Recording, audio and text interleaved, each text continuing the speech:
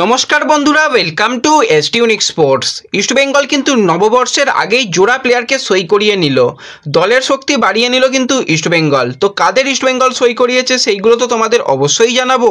তার সাথে সাথে আজকের আইএসএল এবং আই লিগের ম্যাচের দিকে আমাদের নজর থাকবে, বিশেষত মোহামেডানের দিকে আজকের নজর থাকবে। তাদের প্লেয়াররা শেষ ম্যাচ কীরকম খেলে, চ্যাম্পিয়ন হয়ে গেছে, আজকে তারা সেলিব্রেশন করবে, সমস্ত নিয়েই কিন্তু আমরা আলোচনা করব একটু এই ভিডিওতে।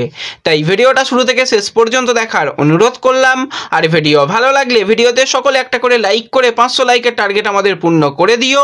আর যারা চ্যানেলে প্রথমবার এসেছো মনে করে চ্যানেলটাকে সাবস্ক্রাইব করে পাশের বেল আইকনটাকে অন করে রেখো।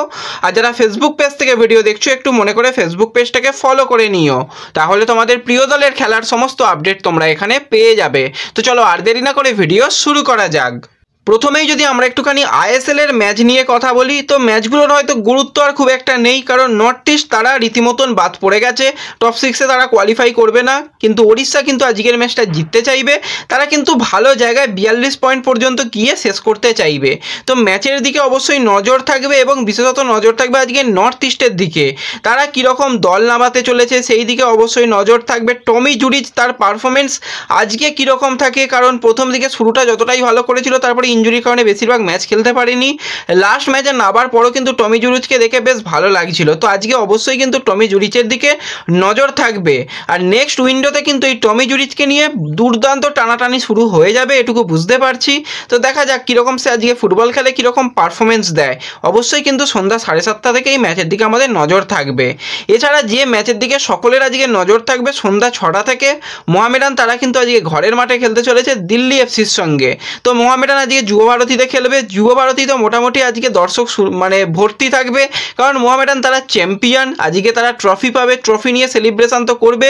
সেই দিকে যেরকম নজর থাকবে সেরকম ডেভিড লাস্ট ম্যাচ মোহামেডানের জার্সি গায়ে খেলতে চলেছে।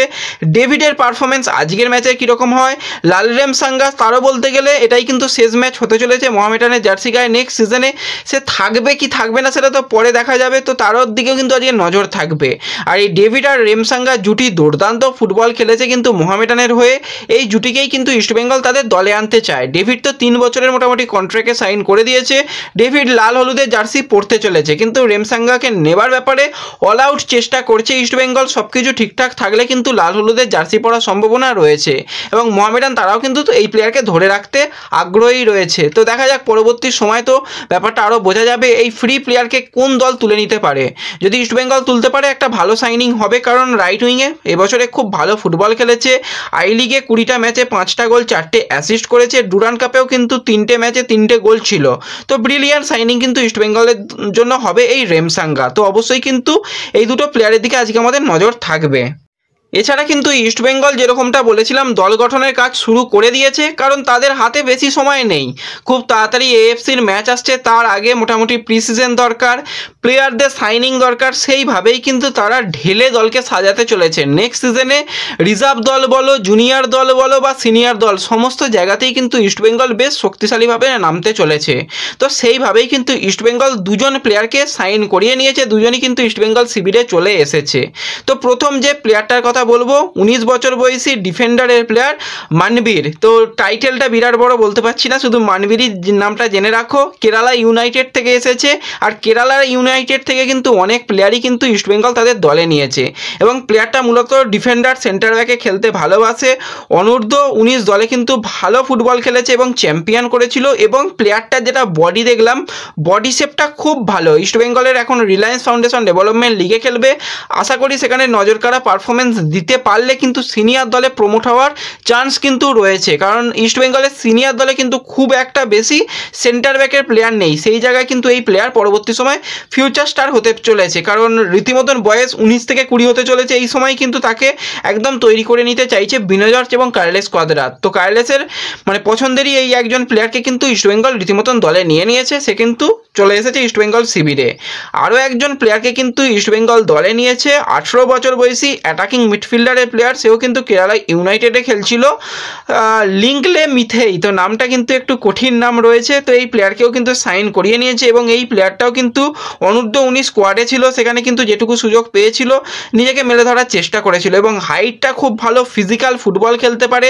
যেভাবে ভিষ্ণুর দেখতে গেলে একটুখানি বডিটা রোগা পাতলা রয়েছে, সায়নও একটু বডিটা রোগা পাতলা রয়েছে, সেই জায়গায় ফিজিক্যাল ফুটবল খেলতে গেলে স্ট্রাইকারদের আরেকটু যেন শক্তি যদি ভালো হতো তাহলে ভালো হতো, সেইভাবেই কিন্তু এই দুজন প্লেয়ারকে সাইন করিয়ে নেওয়া হয়েছে এবং এরা কিন্তু ফিউচার স্টার, পরিষ্কার কথা। আজকে হয়তো প্লেয়ারদের নিয়ে খুব একটা মাতামাতি হবে না, কিন্তু এই প্লেয়াররা যখন পারফরমেন্স করবে তখন তোমরা মিলিয়ে দেখে নিও। সায়নকে নিয়েও প্রথমে মাতামাতি হয়নি, ভিষ্ণুকে নিয়েও মাতামাতি হয়নি, তারা দেখিয়ে দিয়েছে তারা কি কোয়ালিটির প্লেয়ার। সেরকমই কিন্তু দুটো কোয়ালিটি সাইনিং ইস্টবেঙ্গল করে নিয়েছে। এর আগে আমরা দেখেছিলাম ভাল্লাল পেকা বা গুনরাজের মতন প্লেয়ার যারা ইয়াংস্টার, তাদের নেওয়া হয়েছে, ফাইজান ওয়াইদের মতন প্লেয়ারকে নেওয়া হয়েছে। তো ইস্টবেঙ্গল যে আগামী 2-3 বছরের মধ্যে সবথেকে ভারতের সেরা দলটা তৈরি করতে চাইছে সেটা কিন্তু এই সাইনিংগুলো দেখেই বোঝা যাচ্ছে। যারা অনূর্ধ্ব দলে খেলছে, যারা কিন্তু ফিউচার স্টার পরবর্তী সময় তাদের দলে নিচ্ছে। তো এইভাবেই কিন্তু এই দুজন প্লেয়ারের সাইনিং হয়ে গেছে এবং দুজন প্লেয়ার রিলায়েন্স ফাউন্ডেশন ডেভেলপমেন্ট লিগে খেলবে এবং তাদের দিকে অবশ্যই আমাদের নজর থাকবে। এবার অনেকেই তোমরা জানতে চাইছিলে যে ম্যাচগুলো কি লাইভ হবে। দেখো এখনও পর্যন্ত অফিসিয়ালি তো কোনো আপডেট নেই যে রিলায়েন্স ফাউন্ডেশনের যে বাকি ম্যাচগুলো রয়েছে গ্রুপের, সেই ম্যাচগুলো লাইভ হবে কিনা। যদি কোনোভাবে কোথাও লাইভ হয়, কোনো ব্যবস্থা থাকে, তোমরা অবশ্যই চ্যানেলে পেয়ে যাবে। তার জন্য মনে করে চ্যানেলটাকে সাবস্ক্রাইব করে রেখো আর ফেসবুক পেজটাকে ফলো করে রেখো, তাহলে সমস্ত আপডেটই পেয়ে যাবে। আর এই ভিডিওতে এইটুকুই আলোচনা করার ছিল। ভিডিও ভালো লাগলে ভিডিওতে লাইক করে দিও, চ্যানেলে প্রথমবার এলে চ্যানেলটাকে সাবস্ক্রাইব করে দিও, ফেসবুক পেজ থেকে ভিডিও দেখলে ফেসবুক পেজটাকে ফলো করে নিও এবং ভিডিও একটু সকলের সঙ্গে শেয়ার করে দিও।